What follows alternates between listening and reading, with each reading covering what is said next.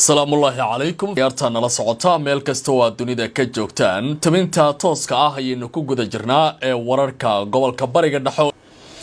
madaxweynaha dalka Mareykanka Donald Trump ayaa goor dhow si cad u sheegay inuu salugsan yahay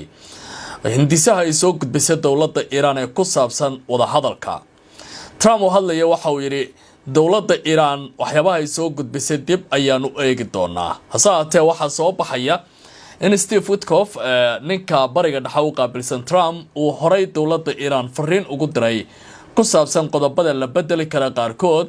hasaatee waxa la leeyahay tan waxay abuuraysaa isbedelo waaweyn oo hadda gobolka ka jira qubrada falanqeynaya xaaladda dagaalka ee gobolka iyo isbedelada waaweyn ee hadda soconayana waxay tilmaamayaan in dawladda Iran hindisaha ay soo bandhigtay markan muujinayaan rajo weyn oo nabadeed oo gobolka bariga dhexe ka iman karaysa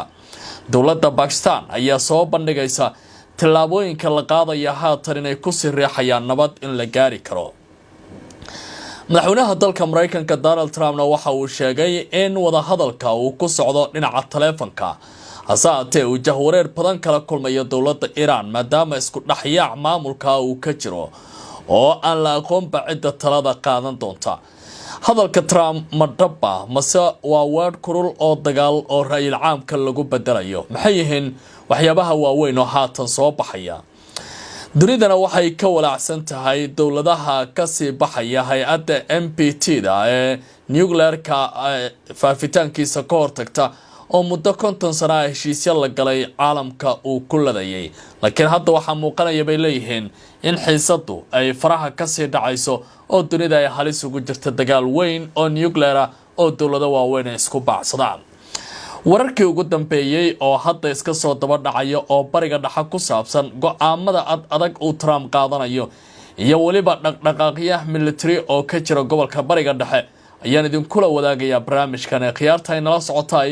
soo dhawaada oo ku soo biiray YouTube-ka oo subscribe saara aan ku horeeyay madaxweynaha wadanka Mareykanka Donald Trump ayaa waxa uu leeyahay suluug cusub ayaan ka muujinayaa hindisaha ay maanta soo bandhigtay dawladda Iran ee loo gudbiyo wadanka Mareykanka waxaana warbaahinta loo soo dusiyay kadib markii aqalka cad uu si weyn uga dooday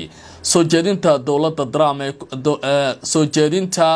Iran ee ku aadan arrinta Trump iyo dawladdiisa la hordhigay sida ay qubaradu tilmaamayaan Trump oo goor dhaweyd wariyaasha kula hadlay aqalka cad waxa uu leeyahay saluuga aan qabo waxay tahay wali dawladda Iran qodobada qaar inaanay banaanka keenin madaxweynaha dalka Mareykanka ayaa sheegay in Mareykanka iyo Iran ay wali ku jiraan wada xaajoodyo toos ah oo taleefanka loo adeegsanayo isla markaana uu socdo balse waxa uu muujinayaa hogaamiyaha dalka Mareykanka waxa uu sidoo kale qeexay in uusan hubin in labada dhinac ay gaari karaan heshiis isagoo tilmaamay in gudaha hogaanka Iran ay ka jiraan kala qaybsanaan siyaasadeed iyo jahwareer saameynaya go'aan qaadashada dawladda Iran sida uu hadalka u dhigay isagoo hadlaya wuxuu yiri waxaan wadnaa wada xaajood taleefan ah Iran balse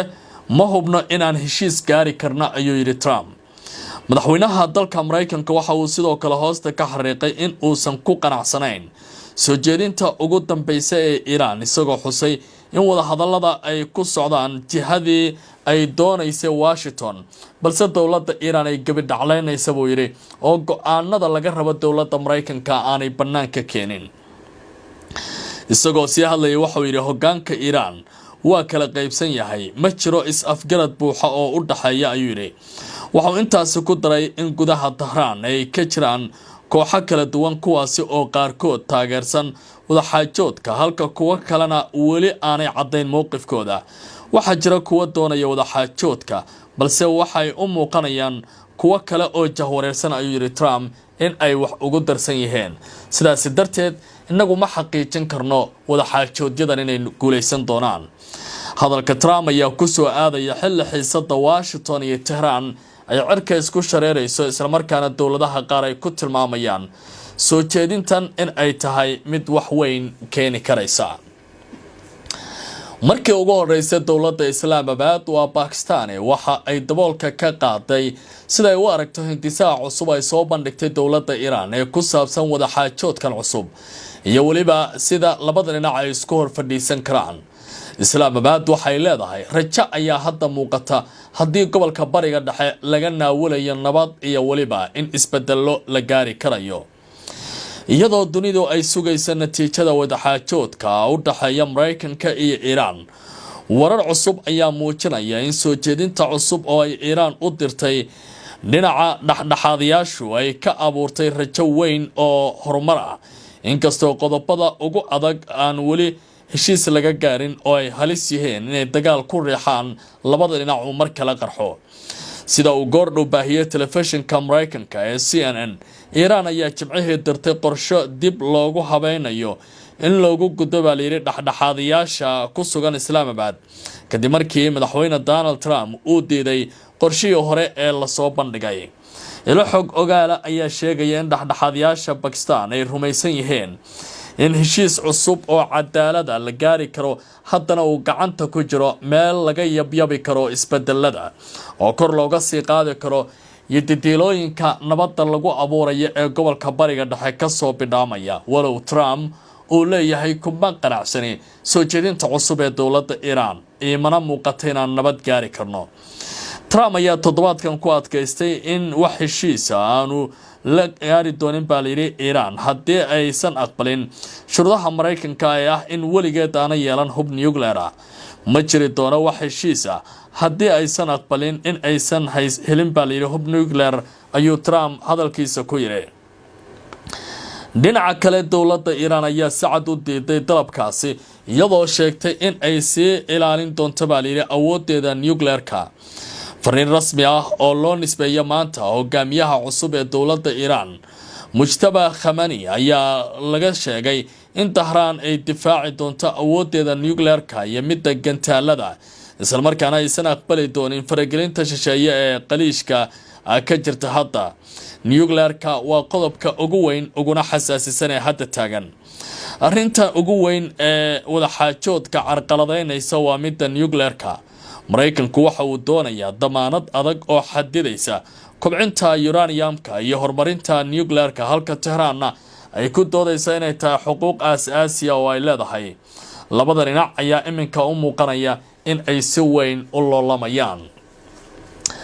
kahor inta aysan dowladda Iran ku dhawaaqin in ay u gudbisay dowladda Pakistan hindise cusub oo wadaxaajoodka lagu iba furi karo, ayaa waxay warbaahinta Mareykanku qaarkood qorayaan in ninka u qaabilsan bariga dhexe Trump waa Steve Witkoff oo dowladdaasi Iran uu ka codsaday qodobada qaar in isbedel lagu sameeyo. waxaa muuqanaya dhinacyadan marka laga yimaado hadallada kulkulul ee warbaahinta la isku dhaafsanayo in ay jiraan aragtiyo kale oo hoos ka socda, taasi oo ay adag tahay mararka qaar ilaha warbaahintu inay helaan oo janaalada diblomaasiyadda iyo sirdoonku ay kala warqaadayaan. ergeyga Mareykanka ee gobolka bariga dhexe Steve Witkoff ayaa Isniintii aynu soo dhaafnay u diray dowladda Iran liis cusub oo wax ka bedela oo lagu doonayay in dib loogu soo celiyo qodobka nuclear-ka iyo wadaxaajoodka soconaya, sida uu maanta qoray wargeyskada Axios oo xiganaya ilo xog ogaala. sida laga soo xigtay isha wax ka bedelka cusub ayaa si gaar ah diiradda u saaraya xoojinta xakamaynta howlaha nuclear-ka Iran iyo wadaxaajoodyada dadban. qodobada uu Steve Witkoff soo gudbiyay waxaa ka mid ah dalab ah in Iran ay si rasmi ah u ballan qaado inaysan wareejin ama u gudbin uranium-keeda la kobciyay inta wadaxaajoodku ay socdaan, taasi oo dowladda Mareykanku ay ka baqanayso iyadoo aan heshiis la gaarin in dowladda Iran ukumaheeda ay meel kala sii dhigato. Mareykanka ayaa sidoo kale dalbaday in Iran ama dalabka cusub ayaa imaanaya xilli wadaxaajoodka u dhaxeeya Washington iyo Tehran ay weli ku jiraan marxalad xasaasi ah, iyadoo khilaafka ugu weyn uu sababay mustaqbalka barnaamijka nuclear-ka mid saameyn ku leh. Mareykanku waxa uu doonayaa xayiraadda damaanad qaad cad, halka dowladda Iranna ay si weyn u dadaalayso. diblomaasiyiinta ayaa aaminsan qodobka cusub in uu noqon karayo kan wax go'aaminaya oo Trump uu doonaya mar walba inuu ka dhex fiiriyo hindise kasta oo ay soo gudbiso dowladda Iran, haddii kale uusan aqbali karin. dunida maanta waxa ugu weyn ee la isku haysto waxay tahay in dowladaha qaar laga ilaaliyo in uu hubka nuclear-ka ee halista ah uu gacantooda galo iyadoo lagu xakameynayo heshiiska ka hortagga faafinta nuclear-ka ee NPT loo yaqaano hase haatee hay-adda sida gaarka heshiiskaasi u dhowraysa waxay leedahay kadib nusqarni lagu maalayay heshiiskaasi nabad adduunka ka jirtay hadda waxa uu u muuqanayaa mid kala furfurmaya hase haatee khubaradu waxa ay ka degayaan dowladda Iran weerar kasta oo lagu qaado in uusan wax saameyna ku yeelan karin nidaamka caalamiga ah ee ka hortagga faafinta hubka nuclear-ka ayaa wajahaya cadaadis sii kordhaya iyadoo xiisada ku xiran barnaamijkan ee nuclear-ka Iran uu hadda galay mid xasaasi ah in ka badan nusqarni dunidu waxay ku tirsaneed heshiiska ka hortagga faafinta hubka nuclear-ka ee NPT la yiraahdo si loo xakameeyo faafitaanka hubkan hase yeeshee maanta waxaa muuqata in nidaamka uu wajahayo caqabad weyn xilli quwadaha waaweyn ay casriyeynayaan awoodahooda halka ay ku jiraan loolan xoog leh arrintan ayaa ku soo beegmaysa iyadoo diblomaasiyiin caalami ah ay kula kulmayaan magaalada New York si ay uga qayb galaan shirka dib u eegista NPT oo soconaya 27 bishii April ilaa 22 May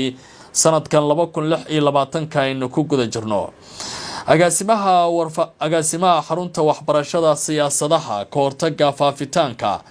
hubkaasi nuclear-ka Henry Solokoski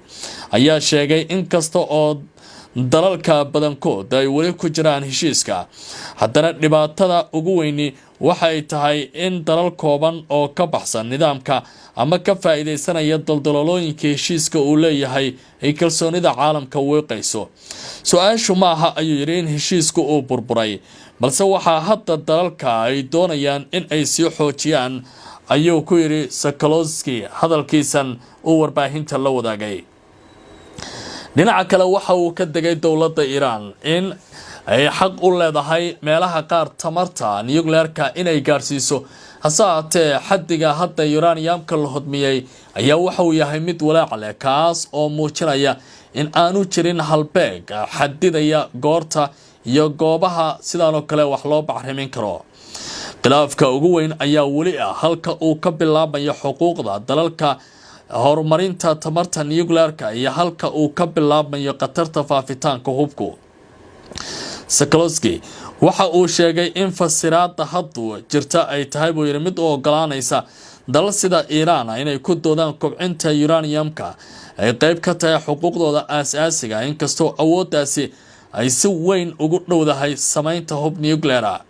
Iran ayaa la sheegay inay gaartay heer uranium-keeda 60% ah taasoo dowlado fara badan oo Mareykanku uu ka mid yahay Israel iyo dunida reer galbeedku ay aad ugu walaacayaan su'aal la weydiiyay oo ahayd arinta Iran weerar lagu qaado ama lagu xakameyn karo nuclear-keeda wuxuu yiri marka laga hadlayo weerarada lala beegsaday xarumaha nuclear-ka Iran sanadihii 2025 iyo 2026 Solokoski waxa uu sheegay in duqeymaha noocaasi ah aanay baabi'in karin aqoonta iyo waliba khibradda farsamo ee la kasbaday waxay dib u dhigaysaa barnaamijka balse wax ma baabi'in karta buu yiri aqoonta wuxuu intaas ku daray in istiraatiijiyadda loo yaqaano jarista cawska oo ah weerar joogto ah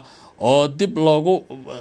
loogu qaadayo xarumaha dowladda Iran oo kale inaanu macnaheeda ahayn in jirida la xakameyn karo oo mar kale cawsku uu dib u soo dhalan karo Israel iyo siyaasadda mugdiga ah ee nuclear-ka ayaa sidoo kale su'aal laga keenay marka la fiirinayo qorshahan Solokoski waxa uu sidoo kale si cad u sheegay in Israel ay haysato hub nuclear inkasto oo aysan ku jirin heshiiska NPT isla markaana ay muddo dheer ka shaqeynayso siyaasad aan si rasmi ah u qiran baa la yiri ama u peenin lahaanshiyaha hubkan marka laga yimaado dalalka Israel dalka Hindiya Pakistan North Korea iyo sidoo kale dalal la tilmaamay inay haystaan hubka nuclear-ka oo ka baxsan qaab dhismeedka heshiiskan ayaa qatara dhibaatada ma aha oo kaliya cidda haysata hubka balse waa haddii nidaamku uu wali awood u leeyahay in dalalka uu ka dhaadhiciyo in aanay u baahnayn ayuu yiri kormeerka Iran oo la sii adkeeya ayaa wax badan xallin kara ayuu ku yiri hadalkiisan. tan iyo weeraradii markii ay dhacayeen waxaa soo baxayay in dowlado fara badan ay ka fakarayaan mustaqbalka arrintan iyo saameynta ay ku yeelan karayso dagaaladan sii xoogaysanaya ee gobolka bariga dhexe ka jira. khiyaarta nala socota tabinta qaybtana intaas ayaan ku hakinaya falanqeyno kale ayaa noo soo socda halkan indhaha ku hay YouTube-ka subscribe saar kuna mahadsantiin.